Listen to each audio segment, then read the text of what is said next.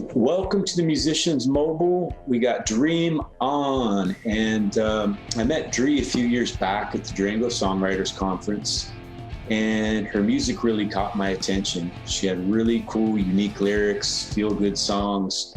She's got that funky pop dance thing going on that when you listen, it just feels good. And who doesn't like some feel-good vibes in their life? The music's been featured on ESPN, Netflix, and commercials even.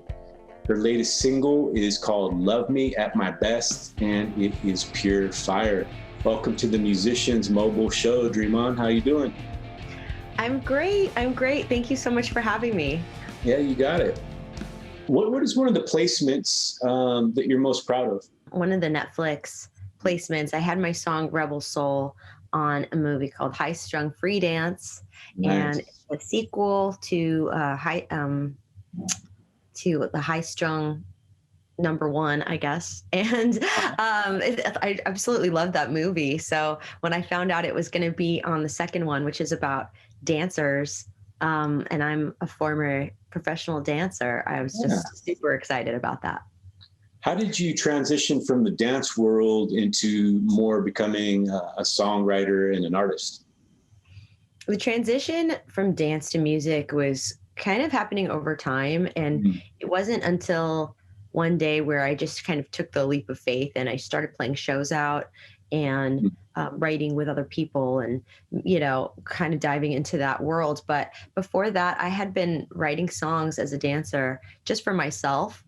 And I had been singing in musicals as, mainly the dancer with like some ensemble parts. And I'd been going on auditions, so I was always like trying to get into it. I was like, how can I get into this? But I didn't. So the dance world really kind of was a gateway because first of all, you're listening to great music all day. Dancers and choreographers are like the original Spotify playlist curators. They're incredibly in tune with what's cool and what's coming out. So I was always listening to this amazing music. I was always inspired by, artists that I was dancing for or trying to dance for, whatever it was. And it just kind of made sense at a certain point in my life that it had been calling to me and I just needed to figure it out. It must really, like a DJ, they know when a song's going to work and not going to work. Is it kind of a similar thing for you, coming from a dance background and making this kind of music that you can kind of tell what's going to work and what's not going to work, whether you can dance to it? Could you speak to that a little bit? Yeah, I mean, there's definitely some intuition, but it's, I guess you never know, like for sure, Yeah. Every song is kind of a leap of faith as far as how it'll be received or how it's going to ultimately turn out, even what the levels will sound like when it's on a particular streaming platform. It's really anyone's guess. But all just in the creation process, it's you do know. And for me, I kind of have a vibe with this project. So I try to make everything within that vibe. And if I feel it, then I know it's there. So I know it's not really technical. It's like, see the color yellow and, it's like abstract, but definitely there's a bar that you set for yourself and your certain project that you're going for. And then you just try to make everything fit within that. It can sound different. It can deviate. It doesn't have to necessarily be a dance thing, although mostly it is. Right. But you know when you know. Yeah. You found your lane, it sounds like. Have you, it's really hard for musicians sometimes to focus on a sound.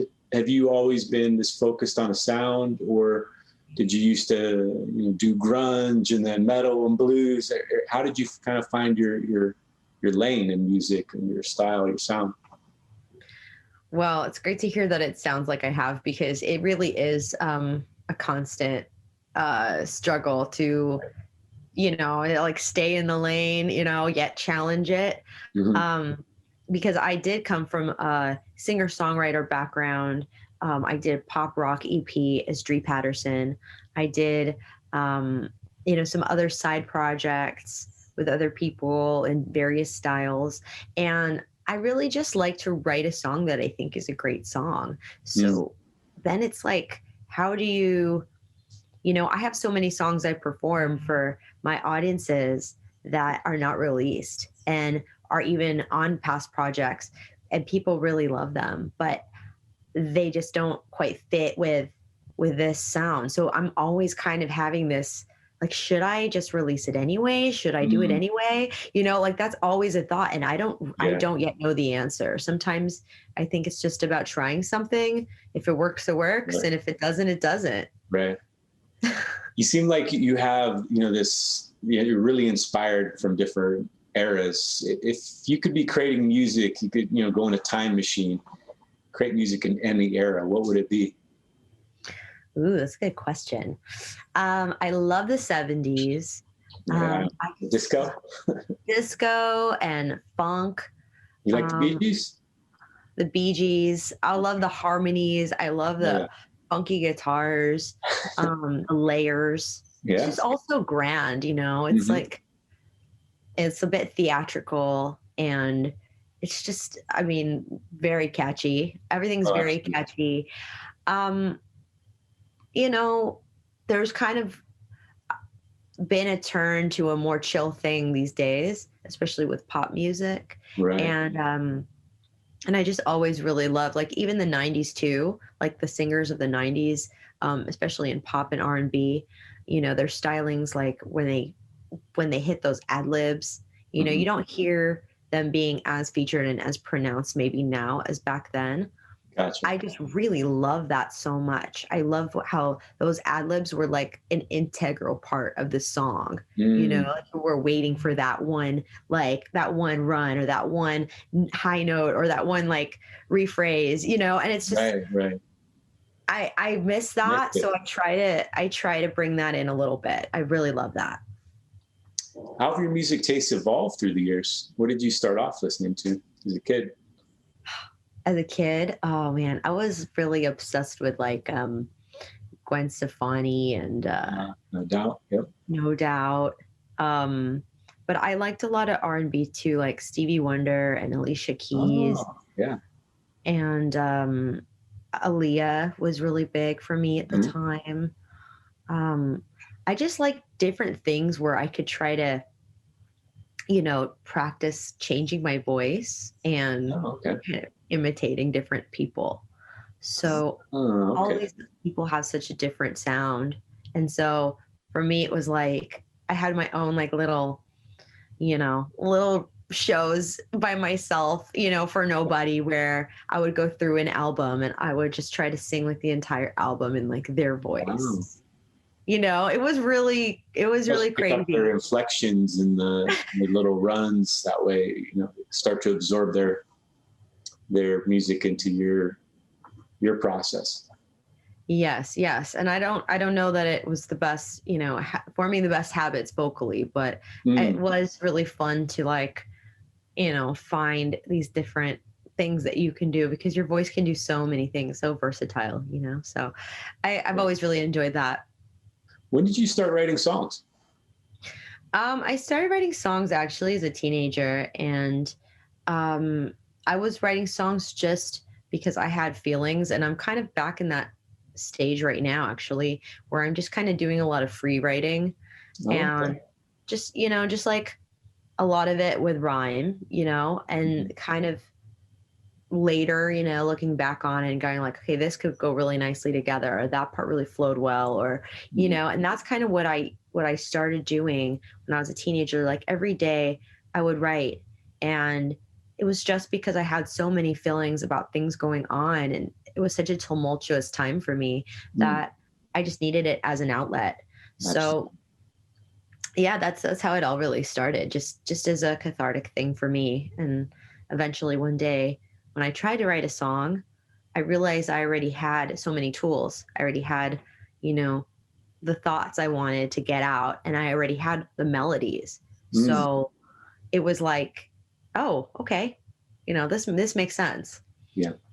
What were some of like the biggest breakthroughs you would say, or maybe the biggest breakthrough you learned that really helped your songwriting? Any tips or tidbits? Mm, man, I'm always learning something, and I'm always just thinking that it's like the worst. Always like thinking I suck. Um, but okay, that's not the best thing to share. It's okay. I'm sure people can relate though. Um, Yeah. Yeah. Sometimes you create something and right after, like, or it sounds good when you're making it, and then you listen to it the next day, and you're like, ooh. yeah, exactly. I think one thing that's really helped me is kind of just listening to um different songs that I think are really great, like going like, Mm, okay, what is this, why is this song affecting me this way? And then kind of looking right. at the lyrics and seeing what they're doing and saying, okay, how is this being done? And then kind of using it as an inspiration I see. to try and, write something, maybe in that style or with that, it's like song study. Mhm. So doing that song study has really helped me a lot. Kind Lately of I've been, reverse engineering it a little yes, bit. yes, exactly. So I would definitely recommend that, obviously finding your own concepts and your own topics and what's authentic to you, but Right. going, oh, okay, oh, that's an interesting structure, or Mhm. or I like how they changed the point of view here, oh, I could try that maybe, how could that Right. fit into my song, so that's helped me a lot. What do you enjoy about writing music with others? Mm. Well, you just get, you get so much that you would have never thought of, and it's so important to collaborate because you think that you know all this stuff, but Mm, you know, imagine two brains, it's like, whoa, or three. So I think it's exponential. always, yeah, Yeah. it's great to like, be open to that. Mhm. I've done a lot of it. I've always said I'm a collaborator, and it's kind of only now I think that I'm more self-reliant these days. I think that can be attributed a lot to COVID and like the world circumstances that we've been in, Yeah. because we've been maybe more isolated in some Yeah. ways. So for me, it's made more sense to just start doing more things on my own when it comes to songwriting, but I'm sure that's just a phase.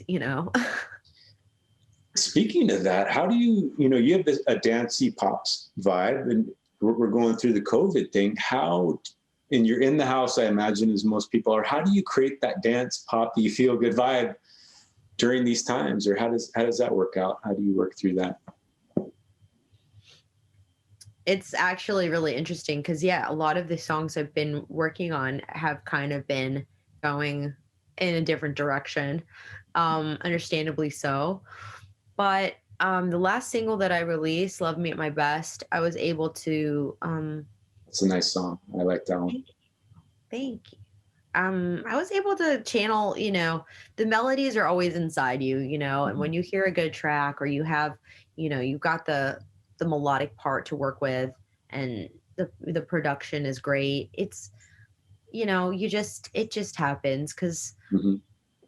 you know, um, but what I do, I also perform a lot. So for me during COVID, I've been able to move my shows online and find different places to perform online. And Nice. while I might not be, I'm playing acoustically right now for the most part. So I'm really doing something different than how my music sounds. Right. But while I might not be able to, integrate all the dance pop stuff yet into my virtual shows, and I say yet because it could be done. Right. Um, I have dance breaks Mhm. sometimes Oh, in my nice. shows, Yeah. and I got to I'll check out one of these shows. You're going to have to promote some of these shows at the end of this. I yeah, want definitely, to see a dance definitely. break for sure. Yes, yes. They don't happen all the time, but in those special moments, I'll pop up and I'll dance. Sometimes I'll wear, a costume or something, and Nice. it'll just be like a little fun moment to be silly and Mm. and get that good vibe going. It must be really cool to be able to lift people's spirits in these times with your craft and your art. It is. I've been surprised at some people's comments, that my music has helped them, or um, they just appreciate like being Mhm. part of the community that that I have online, or like listening to my stuff. It is actually really mind blowing, because we forget, we Yeah, just get so wrapped up in our right. own woes, and we don't really, realize that we are doing good. Yeah, yeah. It helps. Your music helps people to maybe escape or put things in perspective, put a smile on their face. Yeah. Like you said earlier, it's cathartic. Um, Mhm. in times like this, we really need your music. We need something feel good, something that's going to interrupt the pattern. Yeah. You go on the Yeah. internet, you can go down those rabbit holes. Totally. So Whatever guilty. algorithmic rabbit hole they have figured out for you, you can go down that. But we need something to get us out of that. We need music, Yes. friends, socialization, all these things that we're sometimes missing right now. They say that music is, supposed to, like, good music supposed to affect you and make you feel, but it Mm, doesn't always have to be sad, or it could be, of course, I don't, deep, sad, all the feelings, but that also includes, getting up and wanting to dance, or absolutely. feeling like, okay, hey, like that's a feeling, and that's Yeah. something that, like you said, it is needed. So I think it's really good to have that rounded, you know, vibe of music out there available for people. Speaking of releasing your music, how do you go about promoting your music? What are some of your steps? You got a new single, like say you come out with it. Maybe what's leading up to it, and what are you doing after to get it out there for those who are looking into having their own music careers? Yeah. Well, there's probably so many possibilities of things to be done that I am not even aware of.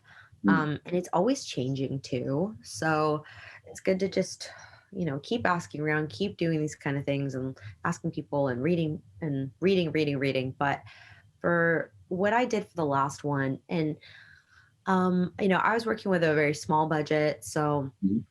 for me, I had to really get creative and think, how can I maximize, things. So I did work with a PR person, but she's a college graduate who was able to do things for a lower rate at the time. And so she helped me. And I think it's great to work with somebody, because somebody can advise you on, you know, all these aspects, from social media Right. to blogs to playlists. And so what I was able to get from her was a premiere for my song, which included an interview like this, and a release in a blog and YouTube and all these other places, which was great. Um, but everything else I kind of had to do myself. So I had to, dig back into other people that I maybe have already spoken with, Hmm. meet new people. Just doing shows, you meet people, like going into different opportunities. I know it's kind of like the long game kind of answer, but Right. going into people's, you're doing shows, you're making appearances, and people hear your stuff. You never know who's going to be like, hey, you know what? I have this thing. Can you come and be on this? I have this, can we promote your song? And that has just kind of been happening, I think, because everybody's online right now, Right. and it's just growing, growing, growing. So, the amount of opportunities for people to share what you're doing are growing too. And so, um, just kind of being accessible and being Hmm. involved is really good. Um, in the past, I would find lists of blogs and playlists, and I would just cold email them. So Yeah, no, anyway. how has Twitch been a cool creative music outlet for you? I'm not too familiar with it. I've heard it's like video gaming. I've heard Gary Vee talking about it, and it sounds like you're jumping right into it to Yes. utilize your Yes. music in it. So how does that work? Well, so back when I lost all my gigs, when everything shut down here in LA and worldwide, um, I I took some time, but then I started getting into virtual shows and offerings, and I started with Facebook and Instagram, and Right. then I kind of started looking back into Periscope, which I had kind of dabbled in Oh, before, oh, and I was just trying this, trying that, and right. after a couple months of it, um, I kept hearing about Twitch, Mm, and so I just started it, and eventually I figured out more about what you can really do with it because it's quite different than any platform I've seen. Um, I think initially it was for mainly gamers, and there's a lot of gamers on there, but right. now people are doing the Twitch music community is actually very, very large. Really? Um, yes, and it's always growing. The thing about Twitch is it's very interactive. Okay. So when people are watching your shows, they have an opportunity to like trigger certain things so that you might do something different. And that's all things that you can craft, like rewards basically. Wow. Um, and the sky's really the limit with that. And it's really a perfect fusion of creativity and technology and artistry because you're really you're in the most high tech situation that that I've seen on a platform. People are using DSLR cameras. I mean, you don't have to, Wow. but the top people are using like DSLR cameras, multiple cameras. All the sound is going through interface and a mixer and broadcasting software so that everything sounds like you're in a studio. I mean, this is kind of like a place where you can go as high as you want with it. Some people use green screens to Mm, like make their backgrounds crazy and changing, and so there's a lot to it, so it can be overwhelming, and not only overwhelming for the performer but also for a first time viewer. Not everyone is going to like instantly be like, okay, this is for me. Sometimes they might be like, I don't get this. Or they might be like, oh, just got to come back a few times. And right. some people just gravitate to it right away. So it's definitely like its own thing. But as far as being beneficial for a musician, I think you have really an opportunity to find people that truly enjoy your music Mm, and enjoy you. And you'll see that because they'll keep coming back, they'll be involved, and um, they'll know your songs. It's very cool. So it's really just working on building your fanship, but then as something similar to a Patreon, which a lot of people I feel kind of use it as, you can give rewards to people that are subscribed to you and that are subscribed to you at different levels. Um, or when you hit certain goals, you can reward them with like a special theme stream or costumes, or again, sky's the limits, whatever you want to put into it. So it's really an interesting and awesome place, and I think everyone should get into it. It's amazing. I'm gonna have to check out one of your shows on there. So it sounds like it's more interactive. It's the most advanced kind of tech platform for musicians where they can build a community. Yeah, so far it's what I've seen. I also play on another place called Sessions, Hmm. which it's not as it's a bit more of a clunky platform, honestly, but it also has a nice community, and it's also a place of note too. I've been enjoying my growth there also, but I think Twitch really has this potential to do these crazy big things. And the thing about Twitch is you just really never know who's going to wander into your stream.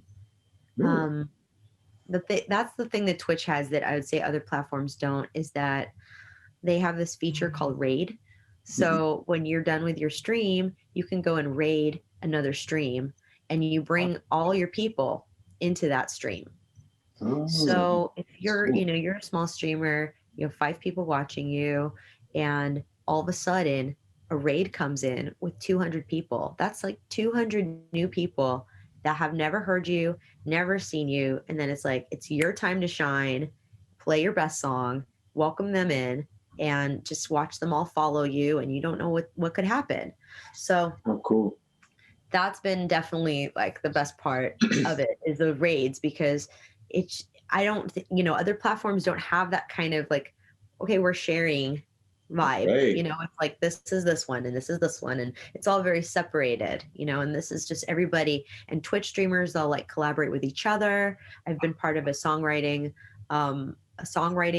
event and challenge on there, where there was 9 of us, like, and we got split up into groups, and we co-wrote a song and then presented our song. Like, Wow. we've done that on Twitch now. So, you know what I mean? That is like, it's interesting what is developing now.